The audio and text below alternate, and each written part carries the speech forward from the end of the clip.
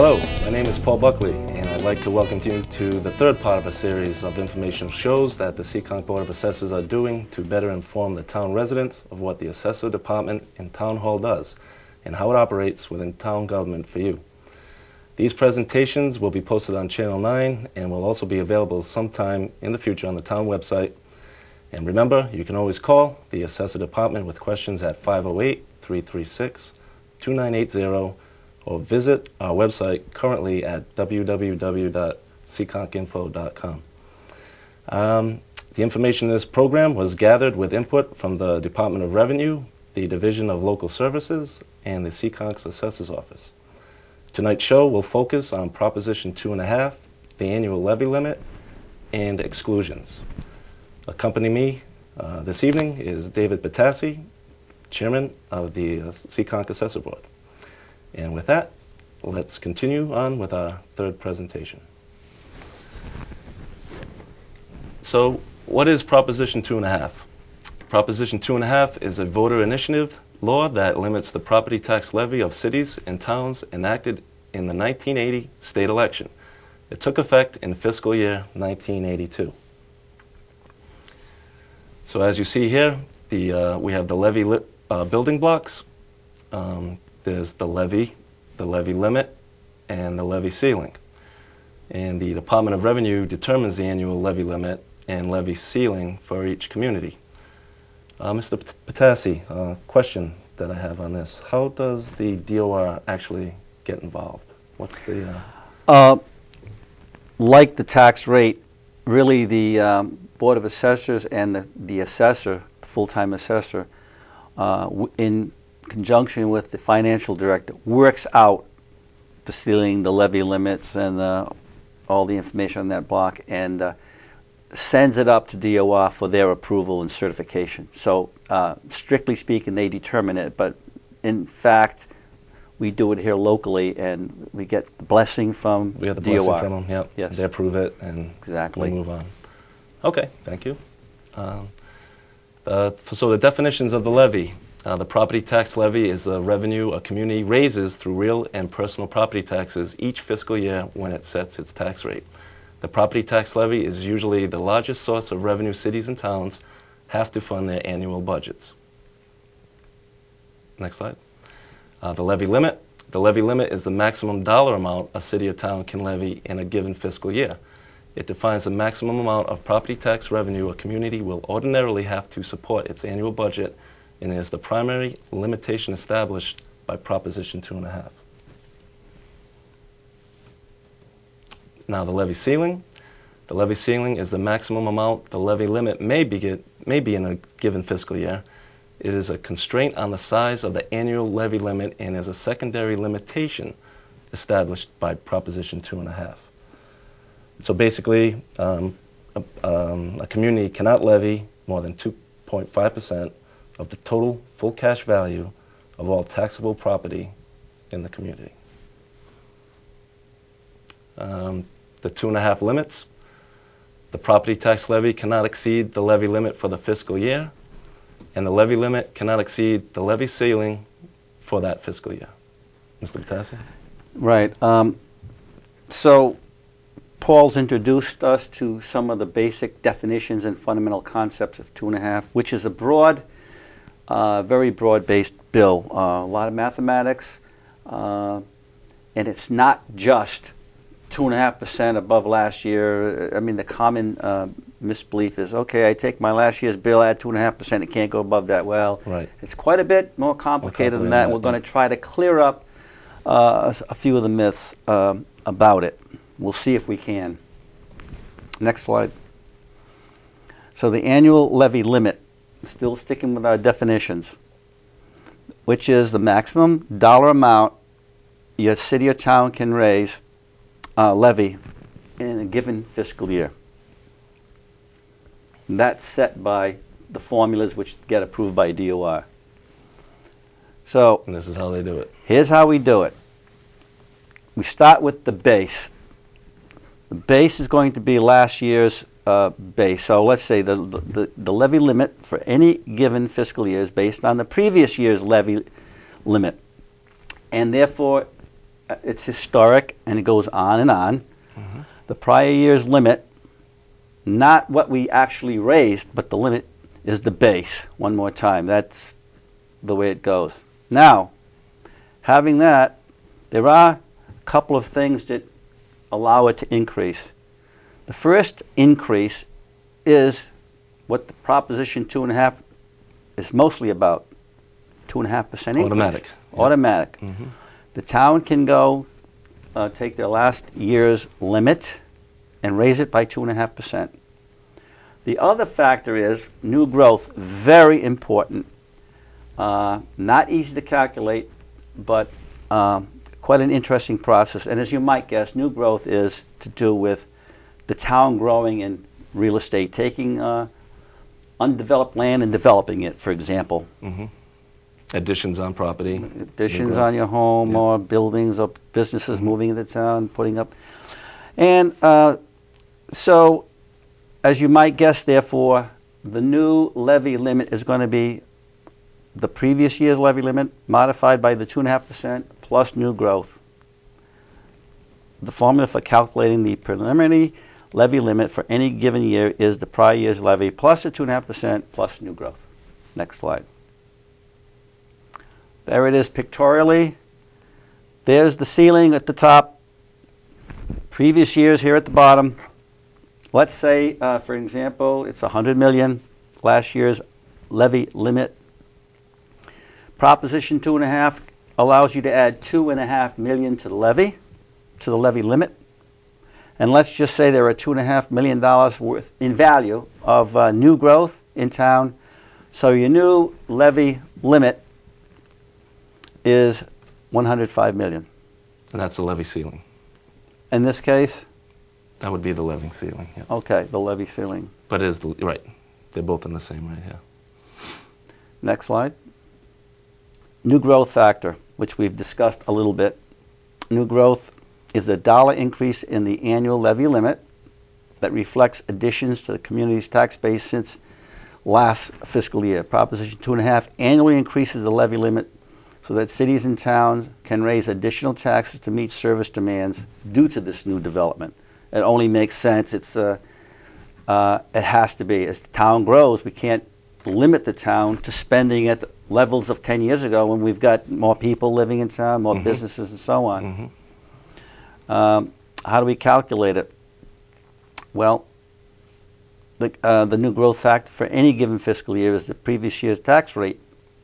Since you don't know this year's tax rate, you can't use that tax rate, so we have to use as a guideline the previous year's tax rate multiplied by the valuation of the new growth. And that's how that's calculated. Next slide. And back to the ceiling. The levy ceiling is a maximum dollar amount the levy limit may be for any given year. So keep in mind the ceiling is at the top of the blocks that were presented earlier by Paul. Limit usually is below that, and of course the actual levy is got to be below the levy limit.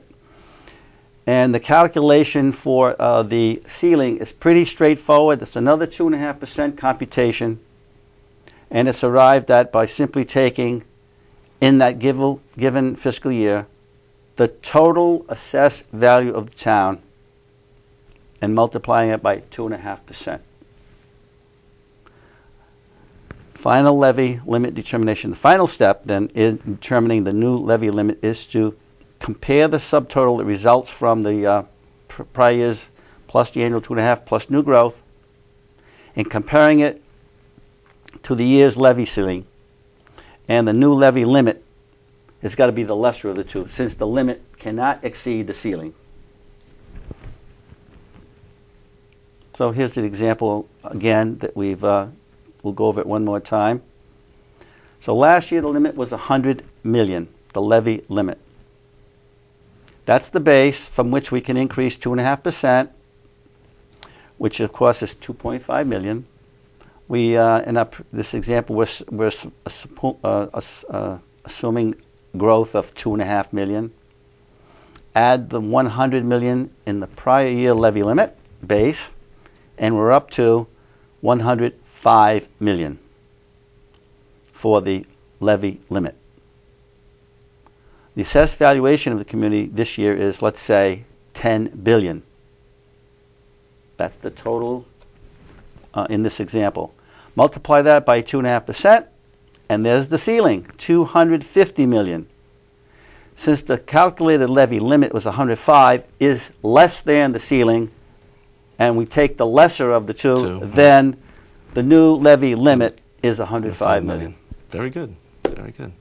It can be complicated, but if you really look at it, it's not really that hard. And here's the blocks right here to explain that.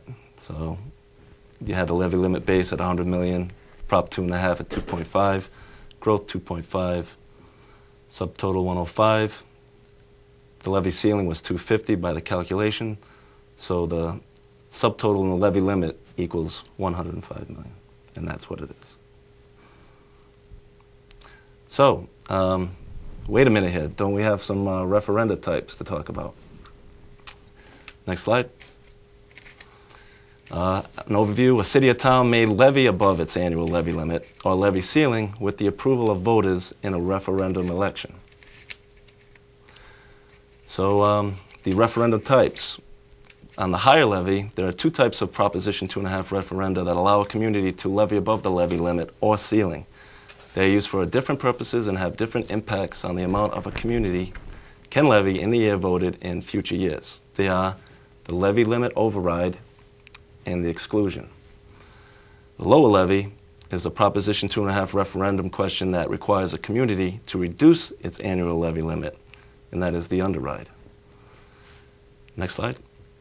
So the definition of a levy limit override. Levy limit override is a dollar increase in the levy limit approved by the voters. The municipal purposes. A levy limit override can be used to generate additional monies for any municipal expenditure.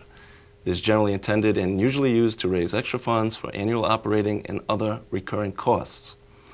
It's a permanent increase. A levy limit override creates a permanent increase in the levy limit base. It doesn't go away. The impact is to increase the amount a community can levy for the fiscal year voted and in future years. Next slide. So we'll have another example. The levy limit for this year is 100 million. The voters approve an override of 1 million. The community can now levy $101 million this year. In addition, the base for calculating next year's levy limit becomes 101 million rather than 100 million. The override limit, a levy limit override cannot increase the levy limit beyond the levy ceiling. The annual levy limit as increased by an override must still fit within the levy ceiling. And just there is some confusion with this at times. Only an exclusion can increase beyond the levy ceiling, and we'll get into that in a couple of slides down the road here. You wanted to talk about underrides. Right. Seekonk, has Seekonk ever, we know they've tried to do a 2.5 override in the past, a few years ago. What about an underride? As far as I know, Seekonk has never proposed or voted on, through originally a referendum, for an underride. But everything that Paul and I have been talking about so far, you would think of an override as what Proposition 2.5 allows. But yes, it can allow for the exact opposite, an underride, and it would be permanent. And yes, Paul, there have been underrides in Massachusetts, several in fact. There have. Yes, and a handful were passed.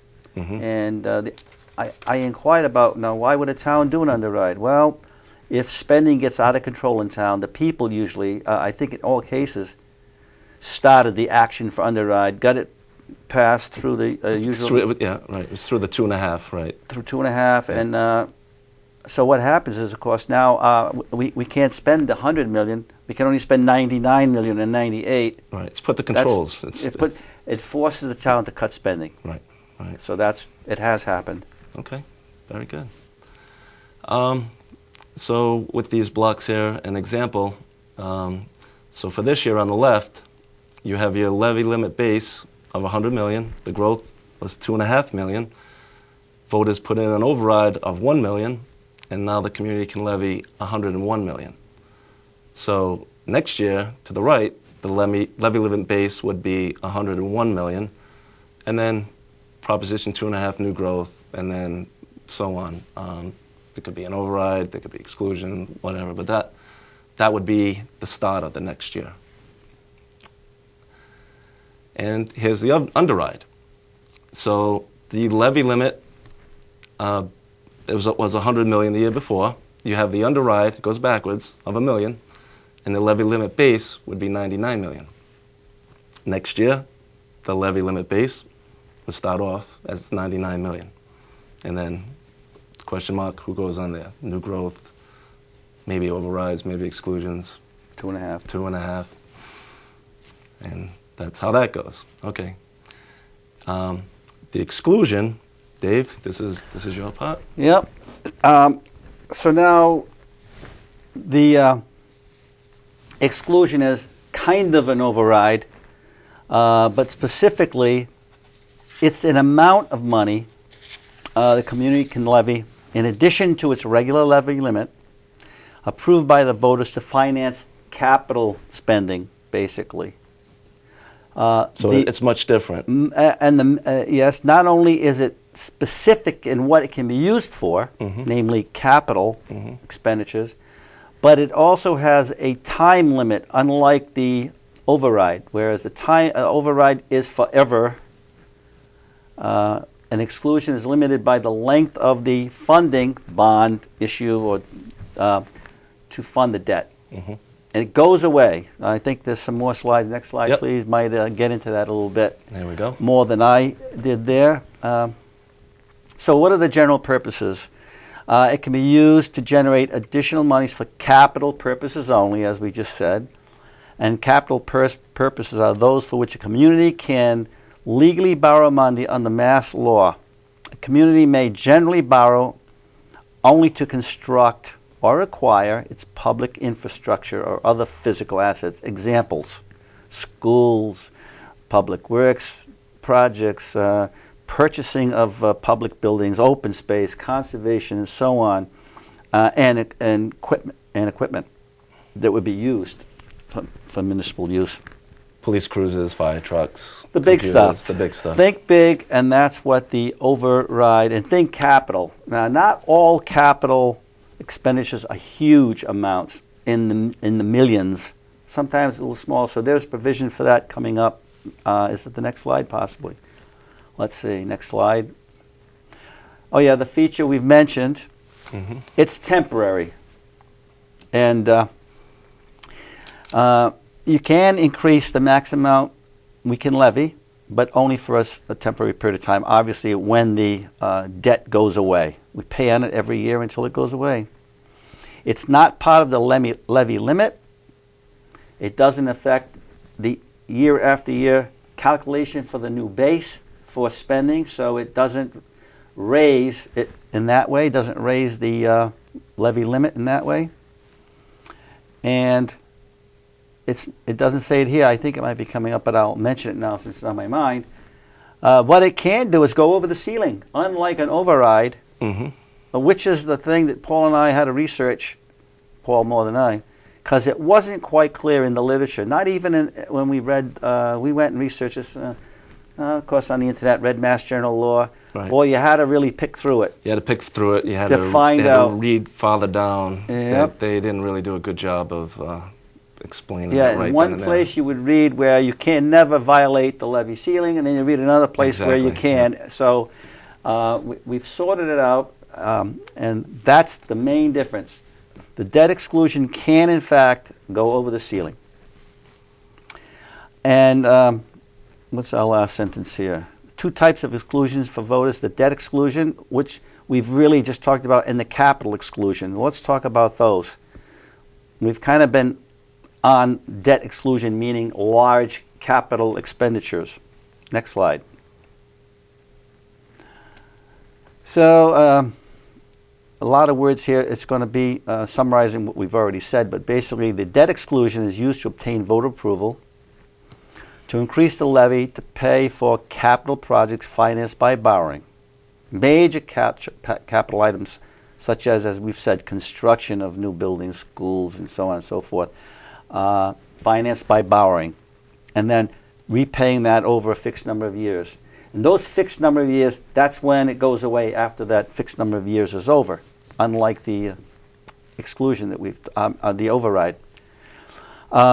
Approval of a single debt exclusion question creates a temporary increase, again, in the amount of community can levy in order to cover this annual debt service cost on the borrowing. Each year while the debt is being paid, the amount of that year's debt service payment is added to the levy limit to determine how much the community can levy. Once the debt is retired, it all goes away. Next slide. And here I didn't see the slide about the capital, but if it's coming next, we'll go over it. But here's the pictorial presentation of all of that. Once again, the base, 2.5% plus new growth brings you up, and now we can add to that levy limit with the red portion in red, which can be a debt exclusion, either a capital exclusion or the debt exclusion. Okay, next slide. An example again, community borrows, builds a new water treatment facility. That's assuming that the water department is a part of the town, unlike Seekonk with the water district. This is just an example. The water district is not part of the town. It's its own district. It's a semi-autonomous group. Anyway, but this example, debt will be paid in 20 years with level debt service payments, let's say of $1 million a year. And voters approve a debt exclusion for the borrowing. Community can levy $1 million above its levy limit in each of the next 20 fiscal years in order to cover the debt service. And in the first year, for example, the exclusion applies. The levy limit is $100 million. Due to the exclusion, the community now can levy $101 million. The $1 million exclusion is not added to the base to calculate future limits, and so on. Once again, the community can level above that new limit by the million. So that's the major difference. Next slide. See if this is the... So this is the impact of the debt exclusion. That's yours. Right, this is mine. So as we were talking about, a debt exclusion approved for 20-year loan with annual debt service payment of $1 million. So this year, the levy limit of $100 million, the community can levy $101 million. Next slide, please. And as we go on, so like I said, for this year, we have the levy limit, the $100 million exclusion, and the community can levy $101 million. Year two, you begin with year one levy limit of $100 million, and then plus that $1 million for the exclusion. And it goes on. Year three, you begin with year two levy limit plus the $1 million exclusion. Next slide. So here's the capital exclusion that we were talking about. Capital outlay expenditure exclusion, or capital expenditure or capital exclusion, is used to obtain voter approval to increase the levy to pay for capital projects financed by sources other than borrowing. Purchases of equipment, such as computers, vehicles, with a shorter useful life, or other smaller projects are often funded within the budget. Approval of capital exclusion creates a temporary increase in the amount of the community can levy to fund a budgeted capital project. The amount budgeted for the project or purpose is added to the levy limit to determine how much the community can levy in the fiscal year the item is budgeted. The exclusion lasts only for that 1 year. So there's your difference. I knew we had a slide on it. So the 1 year is different. The item is going to be a little smaller in nature. It's going to be smaller in nature. Several computers instead of... right. One's more of is borrowing, and the other is, you need to take care of this. I would guess if this comes in for emergency, we need such and such. We can't wait. We can't go for a debt exclusion and override. It's going to be 20 years or an override. It's out of the question. Right. Hey, we only need $80,000 and let's do it. We have to have it. And right. And that's how we can get that done. Right, and that's the difference. Right, that's the difference right there. Next slide. Next slide. So here we'll have another little example. A community appropriates $100,000 from the tax levy to buy a new ambulance. Voters approve a capital exclusion for the purchase. The community can levy $100,000 above its levy limit this year in order to cover that appropriation. If the levy limit is $100 million, for example, the community can levy $100,100,000 this year. However, the $100,000 exclusion is not added to the levy limit base used to calculate the next year's limit and does not apply to next or any future year. So, like we're saying, here's the blocks on an example. For this year only, the community can now levy, the levy limit equals $100 million. The community can now levy $100,100,000. So voters approve the capital exclusion of $100,000 to purchase that new ambulance. So that's the deal. It's a one shot, comes right out of the levy. It has to be taken care of that year. So that's the difference between the capital and the debt. So, as we were saying, override and exclusion comparison. The purposes. An override may be used to raise the levy to cover spending for any purpose. An exclusion may be used to raise the levy to cover capital spending only. The duration. An override permanently increases the levy limit and permits an increase in the levy of the year voted and the levies of future years. An exclusion temporarily increases the amount the community may levy. A debt exclusion lasts for the life of the related borrowing. A capital exclusion lasts for 1 year. On the limits, an override cannot increase the levy limit above the levy ceiling. An exclusion can result in a levy above the levy ceiling. There are no limits on the number or dollar amount of exclusions that may apply in any year. And so the comparison of referendums, you have your overrides, any spending purpose, they're permanent, and amount limited by the ceiling. The exclusions, only capital purchases, they are temporary. One is debt, one is capital. Debt is the life of a bond. The capital is just that 1 year. And there's no limit on the number or the dollar amount. Okay, let's wrap it up, Mr. Patassi. Well, before Paul does his wrap up, I was going to slide these comments in as we went along, but I was thinking we made this presentation. There's going to be questions taxpayers out there may ask. I tried to second guess taxpayers. They came up with a few questions which I dug out the answers for. But here's a question. We've talked about new growth. So I asked our full-time assessor, can there be a thing called negative new growth? Answer, yes, of course.